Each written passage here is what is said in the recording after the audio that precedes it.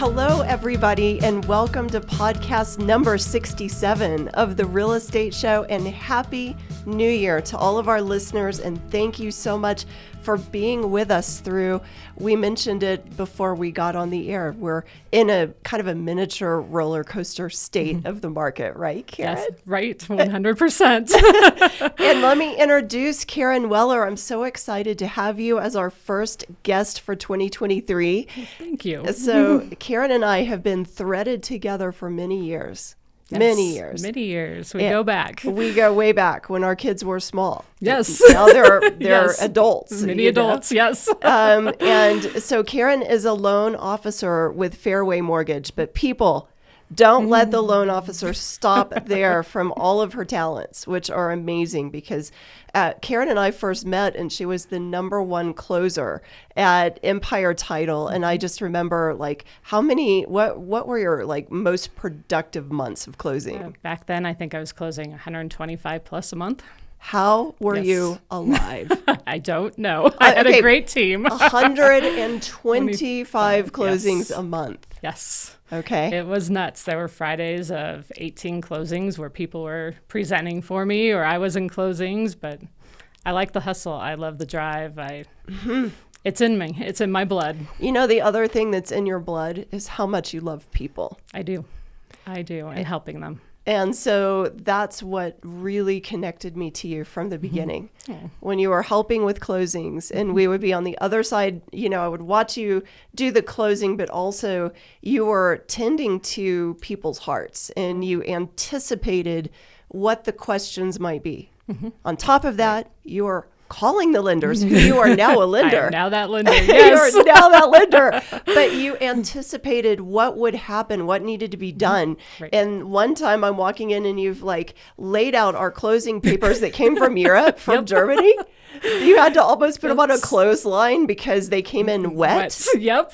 And we had the pink lines through them, remember, from the ink running. It's crazy. Yes. So we've survived all of those markets Yes, we have. associated with these times. Right. And together we've made it. Yeah. We're still here. That's right. We are. And people, you're still going to be here too. Everybody Yes. that's listening. So Yes. it's time to pause, to breathe, to relax. And let's enter 2023 cautious but optimistic. That's right. I That is think. correct. I agree wholeheartedly on that one. That's so good. And before we kind of get into more of our discussion, let me update everybody with our December of 2022 stats so they can know where we ended with the average and median sales price. Perfect. So December 2022, the average home price was at $499.10. Versus $525,923, which was the year prior. So we were down 6.7% on the average home price. The median home price, it was down because it was at $505,852. It's down 3% from that. So basically, what I want everybody to understand is we're starting this year and we're about 3% under where we were on the average home price and 2% under the median home price from where we were about this time last year, or at least December of 2022 versus December of 2021. So important for people to understand that, but it's not the end of the world. I mean, Prices are still, I wouldn't say we're depreciating. We still have the appreciation going on. we have, it's odd, Karen, I agree, but I disagree. And that's okay because we can agree to disagree. Right. We did have appreciation in 2022. Right. And we were close to 9% appreciation year to date. Wow. But most of that gain was at the beginning of the year. Correct. And so we took this hyperbolic turn. So this time last year, this time in 2021, we were just starting to go on this hyperbolic increase. And then last year we kept following with that. And so the first quarter of last year of 2022, we were just continuing to have this trajectory that was insane. Then we started changing. Correct. Prices did start falling.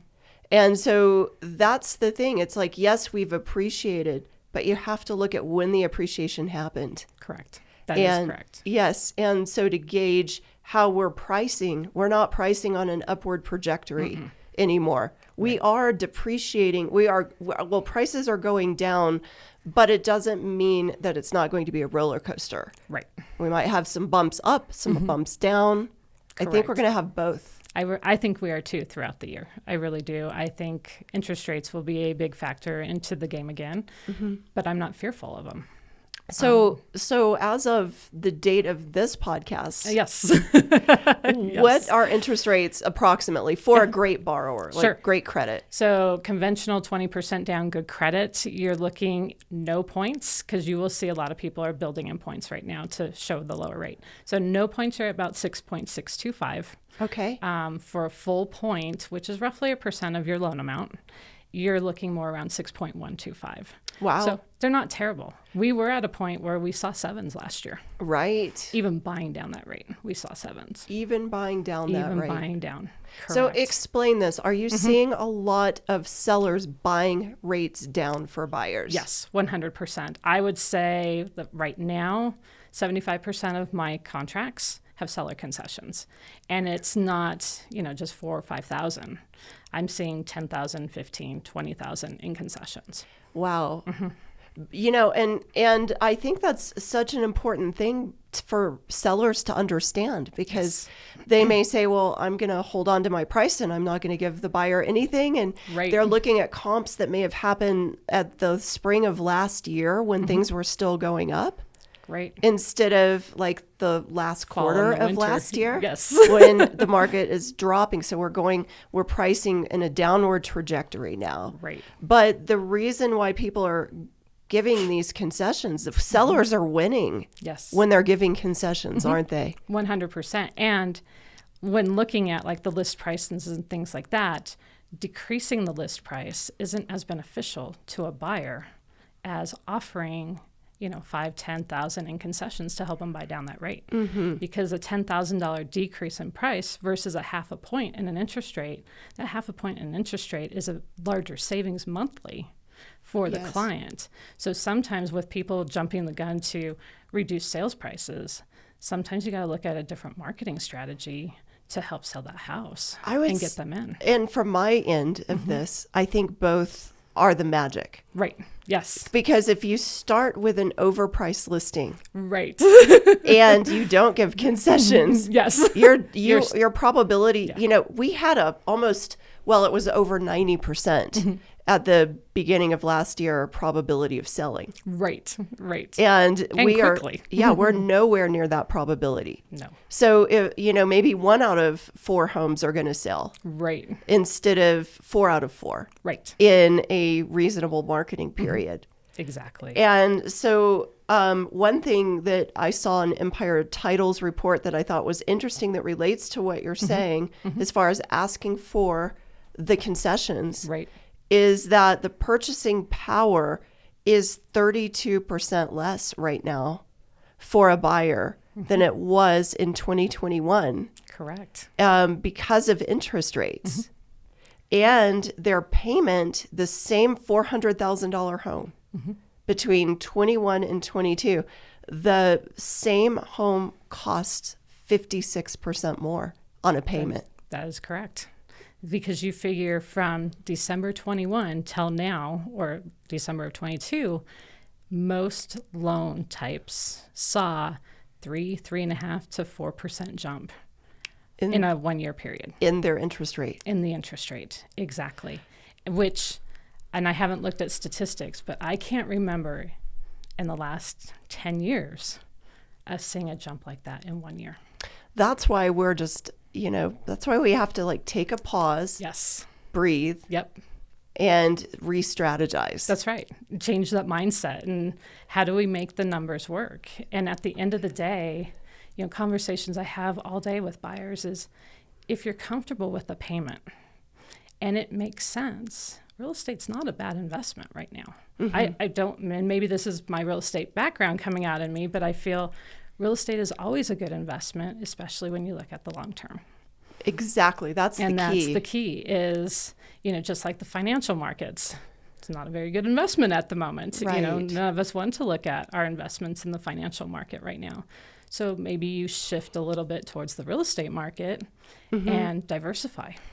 You're right. And but somebody that bought maybe March of last year that's selling right now, they're looking at a major negative Yes. from where they were in their sales price. Exactly. And so that's why strategy is key. Correct. Thinking through it. And Karen, that's what's so great about you when you're talking to a buyer is the financial counsel that you give and kind of helping people to understand the timing of their investment. Like, what is their ultimate strategy in this investment?